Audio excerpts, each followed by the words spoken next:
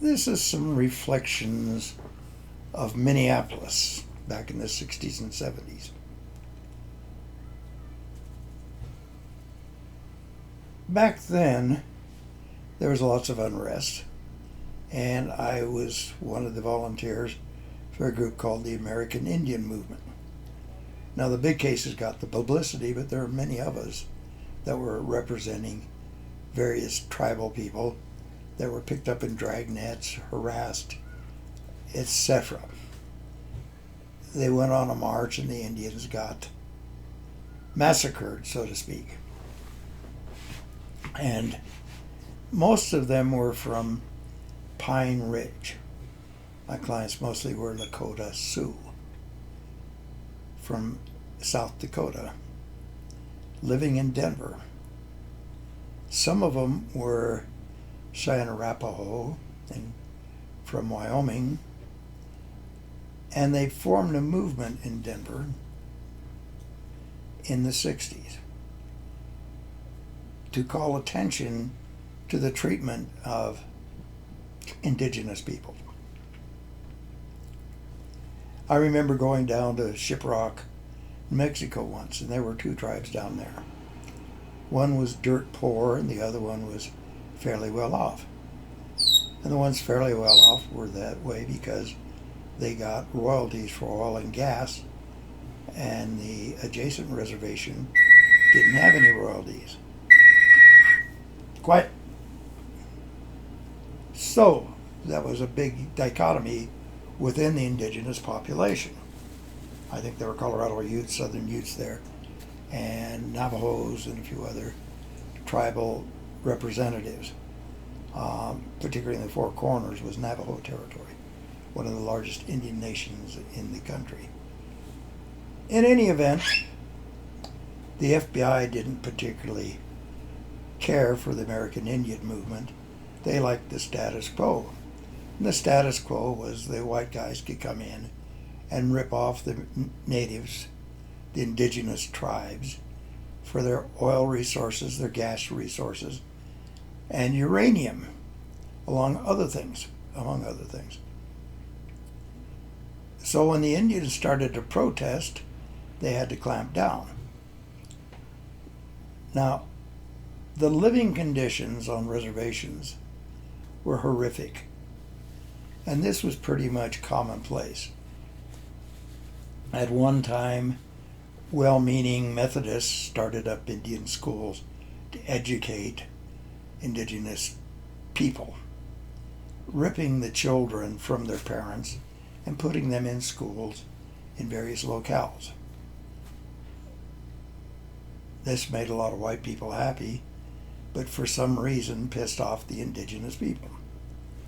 So when you had unrest and Indians started to organize into movements to call attention to their plight, the FBI came in and smashed a few skulls, as they were prone to do, and tried everything to suppress the movement. Propagandists called them communists, and insurrectionists, and radicals, etc. One of the leaders was a guy named Russel Means. Now, Russel Means was a very good, powerful leader and politically savvy.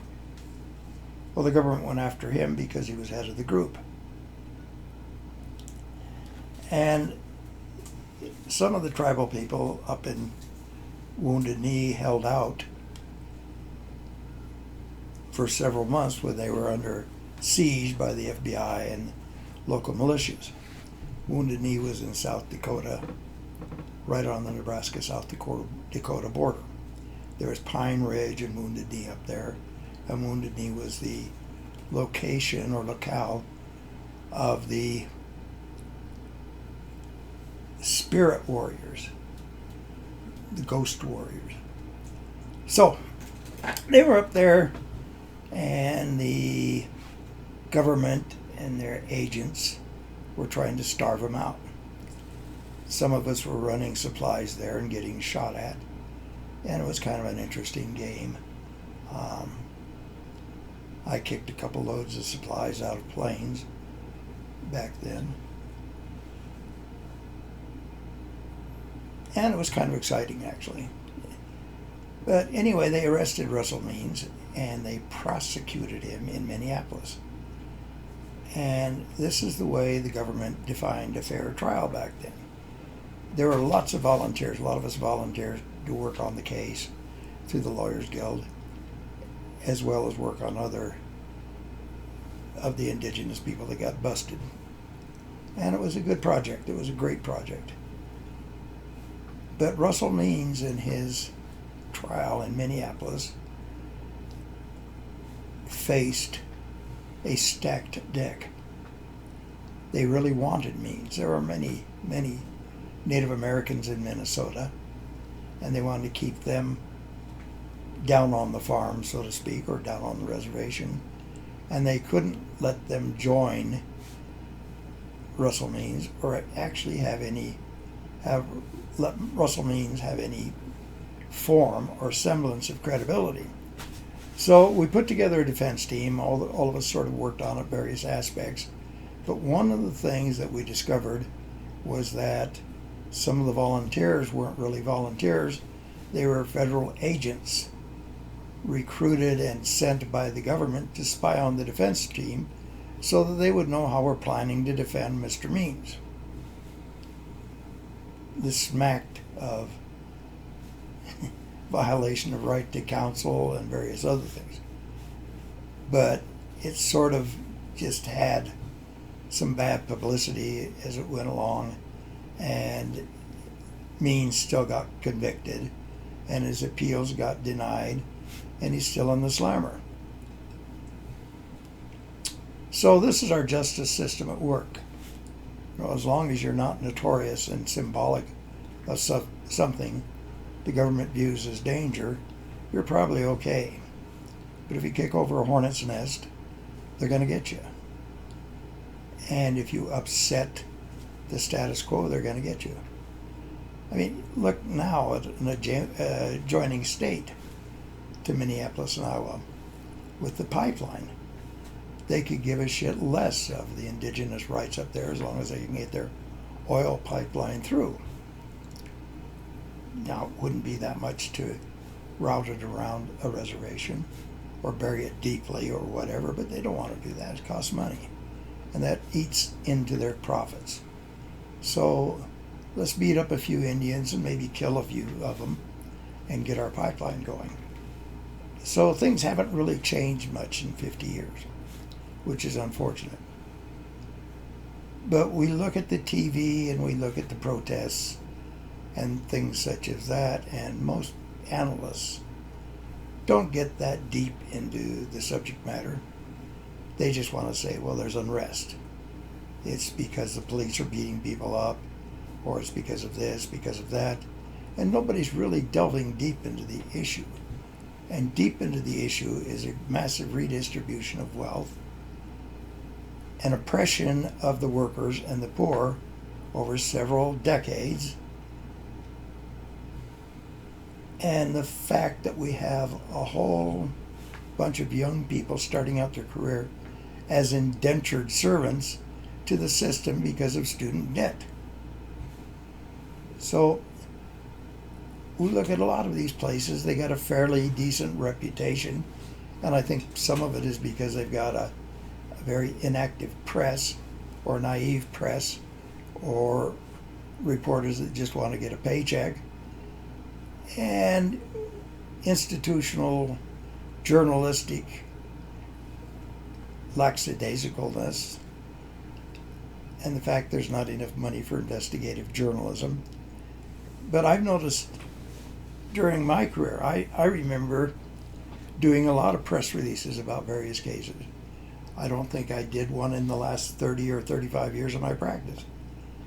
I remember every time I had a headline case, the press would give me a call. And a lot of times asked me for background information. That hasn't happened probably in 3 decades. Crime news consists of the public relations department of a police agency or attorney general or county attorney drawing press releases. Reporting is the reporters get the press releases and rewrite them. And after they're rewritten, then they'll call somebody up and say, will you care to comment? Well, without an in-depth interview and just a comment, I don't know any defense attorney that wants to keep his license is going to answer that.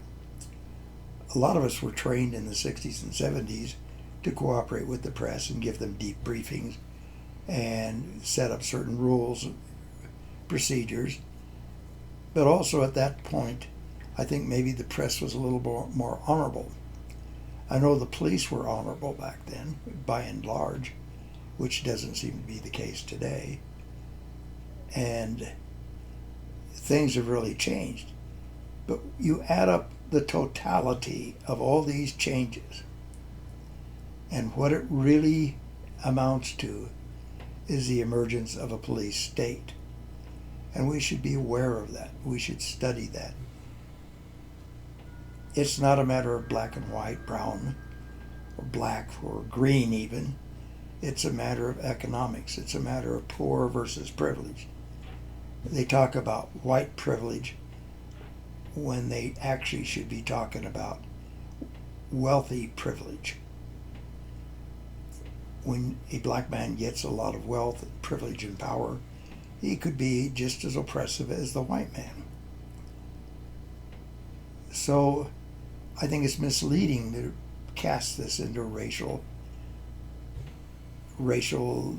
dichotomies. It's more than that. And as long as they keep us fighting against each other, white versus black, they're going to win. So I think when people talk about unity, they have to also look at economic disparity and where the fundings go. And just become aware of the background and the underlying cause, and not just pay attention to the press that want to call it a matter of black oppression. That's propaganda. That's the right-wing people that wanting the people to not really look at underlying causation. It's a simplistic approach. Well, that's all for today. Hope you guys listen to this and think about it.